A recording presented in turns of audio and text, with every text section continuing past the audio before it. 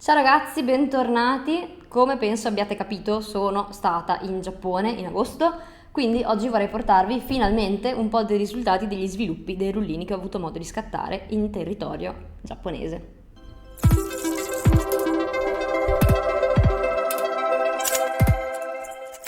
Allora, partiamo dal presupposto che avevo con me tre camere. Una, la Lomo Apparat, di cui farò un video dedicato perché era un test di questa camera, quindi la tengo, diciamo così, a parte. Poi avevo con me la mia Nikon e una panoramica, diciamo proprio uno di quei giocattolini di una volta, panoramica per modo di dire, nel senso che effettivamente il fotogramma è normale, semplicemente è oscurato, tipo le due bande che oscurano sopra e sotto, quindi panoramica diciamo così fake, però era un esperimento carino, l'ho presa dietro come backup per sicurezza, perché comunque quando viaggio preferisco sempre avere una camera in più piuttosto che una in meno, e ho usato una serie di rullini. Nella prima parte del viaggio ho usato praticamente tutti i rullini per condizioni di luce diurna, perché ovviamente girando per la maggior parte del tempo di giorno era la cosa, diciamo, migliore da fare. Quindi avevo in camera diciamo, dei 400 ISO di base. Per la seconda parte del viaggio invece mi ero tenuta la possibilità di utilizzare dei rullini tipo Cinestill, perché sapevo che la seconda parte del viaggio l'avremmo fatta tra Kyoto e Tokyo e Osaka, e quindi volevo avere modo di avere un rullino sulla Nikon, su cui ero sicura ovviamente di poter gestirmi bene l'esposizione, eccetera, eccetera, in modo da lavorare bene su scatti metropolitani notturni. Iniziamo dalla parte invece più così rurale. Allora vi faccio vedere come primissima cosa degli scatti che ho fatto a Shirakawa-go. Shirakawa-go è un villaggio nella parte diciamo più a nord del Giappone, a nord, non è vero, non è corretto, diciamo che è sopra Tokyo, che è considerato patrimonio dell'UNESCO. Nello specifico è un villaggio in cui ci sono queste case tradizionali che sono molto belle, immerse nelle risaie. Ho fatto in realtà pochissimi scatti, nel senso che ho veramente scattato poco perché non lo so, ero all'inizio del viaggio, non sapevo come bene se avrei trovato, cioè come avrei gestito le pellicole, quindi non ho scattato tantissimo. Vi faccio vedere qualche scatto che passa. Purtroppo una era il primissimo scatto del rullo, quindi ho una brutta, diciamo così, strisciata di luce, purtroppo. Quindi Shirakawa Go, limiti delle macchine ovviamente quando cominciavo a essere in orario tramonto serale, fail totale perché obiettivamente non avevo modo di, soprattutto sulle camere come la Pano, non avevo modo di gestire niente, tempi, ISO, cioè ISO, ovviamente no, tempi e diaframma non potevo toccarli perché chiaramente è una macchina giocattolo, diciamo così, no? Una point and shoot banalissima, quindi mi dovevo far andare bene i parametri che aveva lei predisposti. E devo dire, per le condizioni di luce diurna, ad esempio qua c'è qualche scatto fatto nel centro di Takayama, non è risultata male, mi è piaciuta abbastanza, e qualche cosa di un pochino più tipo templi, cose del genere. Poi ho un bellissimo scatto panoramico che questo secondo me rende veramente tanto, di Hiroshima, veramente adoro questo scatto. Poi ho una serie di scatti invece fatti nell'isola di Miyajima. L'isola di Miyajima è quella con il tori rosso, diciamo così, piantato in mezzo all'acqua e veramente mi è piaciuto molto. Importante, quando ho scattato, gli scatti che vedete fatti con la Nikon ovviamente tecnicamente sono molto migliori degli altri, nel senso che chiaramente potevo gestirmi quello che volevo. Vi faccio vedere, prima di parlarvi di Miyajima, uno scatto di Tokyo fatto rubato appena arrivati. Qualche scatto sempre in giro per primissima serata a Tokyo, eravamo nel quartiere di Akihabara. Mi sarebbe piaciuto, a posteriori, non l'ho fatto, lavorare di più su scatti rubati con la gente che passava. Io di base cerco sempre di trovare location vuote, ma in realtà in questo caso probabilmente sarebbe stato più figo avere invece la folla, perché effettivamente è parte integrante del Giappone. Qualche scatto al tramonto che volevo provare a vedere se riuscivo come dire, arrivarci. Uno scatto serale che vedete della stazione di Akihabara, questo l'ho fatto appoggiando la camera su una ringhiera e comunque direi che chiaramente il treno vedete che è palesemente mosso, non mi dispiace, devo dire la verità, non mi piace molto questa dominante gialla. Ecco, uno degli scatti più belli che ho fatto forse a Shirakawa Go è in realtà questo scatto fatto dentro la casa tradizionale, perché abbiamo dormito in una delle case tradizionali è stata un'esperienza abbastanza carina e mi è piaciuto moltissimo, c'era questa luce che era stupenda, ero lì che pregavo che questo scatto venisse bene, infatti l'ho fatto ovviamente anche col telefono perché volevo portarlo a casa perché veramente mi dava molto dell'atmosfera tradizionale giapponese.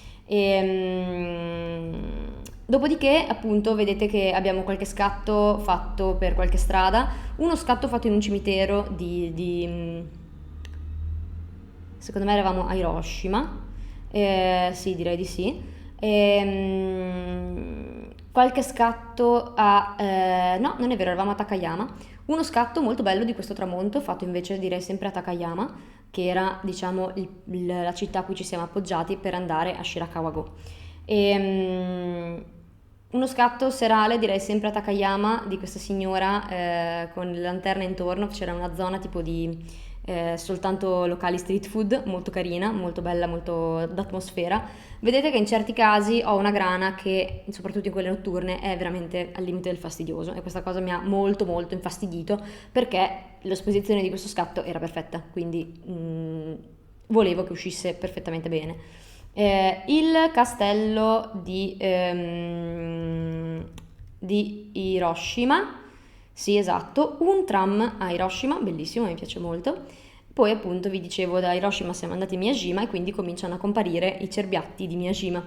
Cerbiatti di Miyajima con il tori nel fondo, anche qui challenging ovviamente scattare a pellicola con il cerbiatto che non è che sta proprio lì fermo a farsi immortalare. Purtroppo uno scatto che ci siamo fatti, un autoscatto che ci siamo fatti che è uscito un po' sottoesposto, il tori è molto bello però peccato, vedo adesso magari riesco a tirarlo un po' su, non sarebbe male. Cerbiatti, una pagoda all'interno del parco di Miyajima e poi sempre un po' di strade perché ovviamente erano belle, strade di Miyajima, poi abbiamo il santuario, lo shrine di Miyajima, molto bello, devo dire molto pittoresco. Qui cominciava a calare la luce, quindi anche qui cominciavo a essere un attimino al limite. Il bellissimo tori di Miyajima, quindi qui ho fatto un po' di scatti perché volevo chiudere questa pellicola per passare a quella successiva prima di spostarci a Osaka. Ecco, a Osaka ho fatto qualche scatto serale cercando di stare appoggiata il più possibile, vedete del fiume Dotonbori, veramente bello, cioè qui ho cominciato a lavorare su qualcosa di un pochino più street e io devo dire, cioè allora, trovo che questi scatti siano belli, alcuni come esposizione sono meglio di altri. Non so, perché non è un genere che faccio spesso, non so quanto avrei dovuto stare quel po' sovraesposta rispetto a come ho scattato che mi permettesse di avere comunque le insegne correttamente esposte ma un po' meno buio. In realtà vedete che le insegne di base sono esposte giuste, cioè secondo me l'esposizione è corretta. Diciamo che forse potevo azzardare un pelino di più e portare a casa un pochino meno di questa grana che in certi casi è veramente tosta e veramente forse sono al limite del leggermente sottoesposto. Vi sto facendo scorrere un po' di questi scatti fatti in notturna, appunto per la maggior parte fatti a Osaka e direi a Kyoto. Questo scatto mi piange il cuore, questo scatto con i vecchietti mi piange il cuore quando veramente sono rimasta male perché era una scena stupenda e l'ho fatto col telefono, è uscita una foto bellissima. Speravo che la pellicola, come dire, si degnasse di darmi il risultato che volevo, invece vedete che purtroppo è tendenzialmente sottoesposta, ovviamente è stato uno scatto rubato, quindi non mi sono messa lì 10 ore, ho pregato, e tendenzialmente molto molto molto verdognola, questo perché chiaramente stavo scattando con una pellicola bilanciata al tungsteno, per cui vedete che chiaramente il problema del tungsteno qui si vede, diventa tutta azzurrognola. Altre insegne, cioè ho fotografato veramente la qualunque di notte, ho veramente fotografato di tutto. È bello, cioè girare per il Giappone e scattare di notte è bello. Una foto brutta del Fushimi-Inari che onestamente non è che ci abbia particolarmente impressionato. Speravo che in notturna fosse molto d'atmosfera, ma purtroppo lo illuminano con delle luci bianche che sinceramente, essendo che è un posto tutto rosso, secondo me è un po' un fail questa cosa, quindi ho fatto uno scatto giusto così, anche perché ovviamente era veramente buio e potevo anche non farlo, diciamoci la verità, e poi in generale siamo arrivati, questo era ovviamente il Fushimi-Inari e a Kyoto, poi finalmente siamo arrivati a Tokyo. E qui c'è uno scatto molto significativo secondo me perché siamo usciti di notte, abbiamo fatto proprio una nottata in giro per Tokyo in cui stava passando il tifone.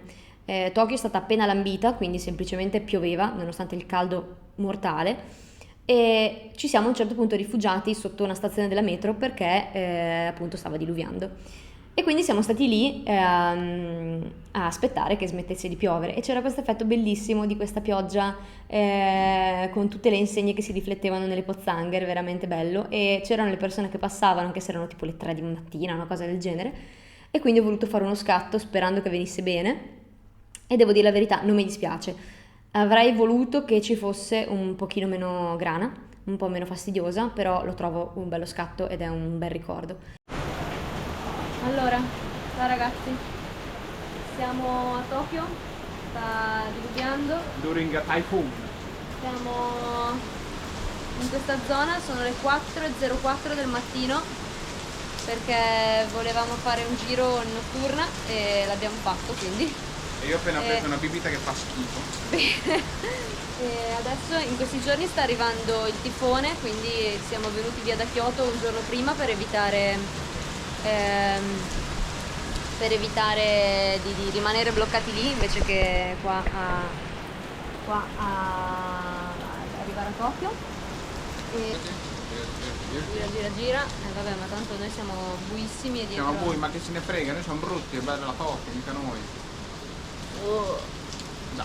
che schifo, ma cos'è? Beh. Altri scatti fatti a Tokyo di notte.